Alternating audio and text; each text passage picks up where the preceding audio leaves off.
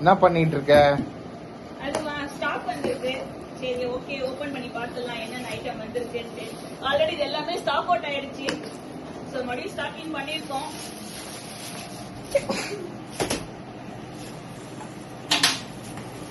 இது எல்லாமே இப்போ நியூ வெரைட்டி வந்திருக்கு நம்ம கலெக்ஷன்ஸ்ல. இது என்னன்றது நான் இண்டிவிஜுவலா போடுறேன். இது எல்லாமே நம்மளோட வாட்ஸ்அப் கேட்லாக்ல எல்லாமே இருக்கு. எல்லாமே ஆட் பண்ணிடுவேன்.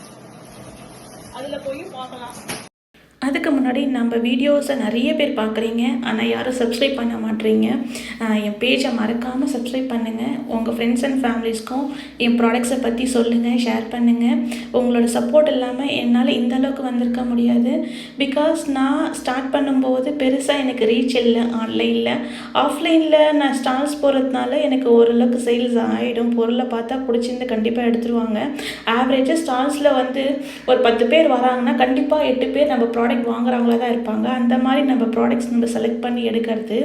பிகாஸ் வந்து நான் ஒரு கஸ்டமராக ஒரு ப்ராடக்ட் வாங்கினா எந்த அளவுக்கு பார்த்து வாங்கணும், அதேமாரி தான் என் கஸ்டமர்ஸ்க்கு நான் பொருளை சர்ச் பண்ணி பார்த்து நான் எடுப்பேன். நான் ஆக்சுவலி எனக்கும் என் ஹஸ்பண்டுக்கும் சண்டைலாம் வருங்க. கலர் வைஸ் இது வச்சு அவர் என்ன பண்ணுவார், அவர் ஒரு கலர் செலக்ட் பண்ணுவார். அதெல்லாம் முடியாது. நான் வந்து ஆஸ் எ லேடிஸ்க்கு எப்படி தோணுதோ, அவங்க எப்படி வாங்குவாங்களோ அந்த மாதிரி தான் நான் யோசித்து எடுப்பேன் அப்படின்னு சொல்லிட்டு ஆர்கியூ பண்ணி நான் அதை தான் எடுப்பேன். அன்றைக்கி பார்த்தா எங்களுக்குள்ளே கண்டிப்பாக சண்டை வரும். நான் சொன்ன ப்ராடக்ட் எடுக்கல, இது பண்ணலை, நீயே பாரு அப்படின்னு சொல்லிட்டு ஏதாவது ஒரு ஆர்கியூமெண்ட் வந்துக்கிட்டே தான் இருக்கும். ஸோ நான் ப்ராடக்ட் செலக்ட் மோஸ்ட்டாக நான் தான் பண்ணுவேன். அவரும் செலக்ட் பண்ணுவார். ஆனால் எங்களை ஆர்கியூ வந்துடும். கடைசியில் பார்த்தா அவர் ப்ராடக்ட்டு சேல்ஸ் ஆகிடும். எனக்கு மனசுக்கு வந்து திருப்தியாக இருக்கணும். அந்த ப்ராடக்ட் ஓகே நம்ம சூஸ் பண்ணியிருக்கோம், கண்டிப்பாக கஸ்டமர்ஸ்க்கு பிடிக்கும் அப்படின்ற ஒரு மைண்ட் செட்டில் தான் நம்ம எடுக்கிறது. ஸோ இப்போ நான் பிஸ்னஸ் ஸ்டார்ட் பண்ணி 8 மந்த்ஸ் தான் ஆகுது. சாரி 9 மந்த்ஸ் ஆகுது. சரிங்களா?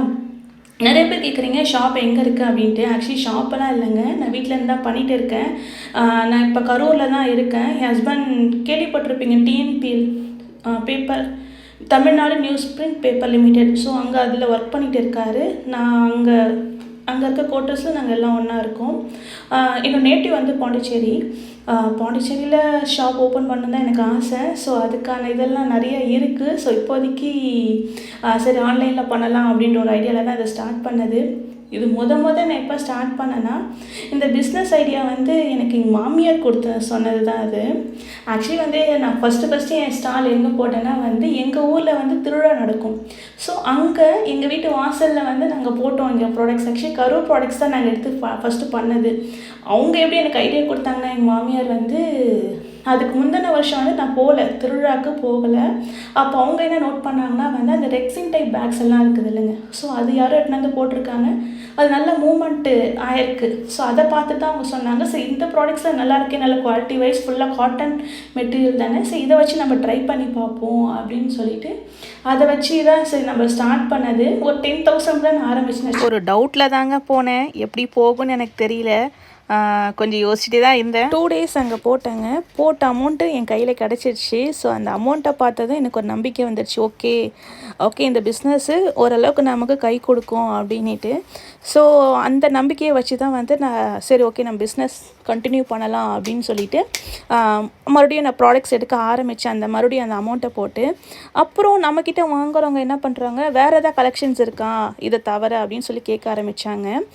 ஸோ அந்த ஒரு தேடல் மூலியமாக தான் வந்து மறுபடியும் மற்ற ப்ராடக்ட்ஸ்லாம் சர்ச் பண்ண ஆரம்பிச்சது. மெயினாக என்ன டார்கெட் பண்ணனா வந்து நம்ம வந்து மேனுஃபேக்சராக எடுக்கணும். மேனுஃபேக்சராக எடுத்தால் தான் வந்து ரீட்டெயில்கே ஹோல்சேல் ப்ரைஸ் கொடுக்க முடியும். ஓகேவா? நம்ம ஒரு அஃபோர்டபுள் ப்ரைஸ் கொடுக்க முடியும். ஏன்னா நம்ம ப்ரைஸ் வந்து கொஞ்சம் மினிமமாக போகணும், எல்லா பர்சன்ஸ்க்கும் ரீச் ஆகணும் அப்படின்ற ஒரு மோட்டிவில் தான் வந்து இதை நான் ஸ்டார்ட் பண்ணேன். நல்ல ரெஸ்பான்ஸ் இருக்குது. எனக்கு நல்ல கஸ்டமர்ஸ் கிடைக்கிறாங்க. கஸ்டமர்ஸ் இல்லை, எனக்கு ஒரு ஃபேமிலி மெம்பர்ஸ் மாதிரி கிடைக்கிறாங்க. நல்ல சப்போர்ட் பண்ணுறாங்க.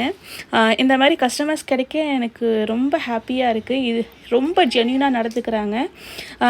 இது வரைக்கும் எனக்கு சப்போர்ட் பண்ணி என் ப்ராடக்ட்ஸ் வாங்குகிற எல்லா கஸ்டமர்ஸ்க்கும், அதேமாதிரி என்னோடய வீடியோஸ் பார்க்குற எல்லா பர்சன்ஸ்க்கும் என்னோட மனமார்ந்த நன்றிகள். Thank you so much. உங்கள் சப்போர்ட் இல்லைன்னா கண்டிப்பாக என்னால் இந்த அளவுக்கு ரீச் பண்ணியிருக்க முடியாது. Thank you so much.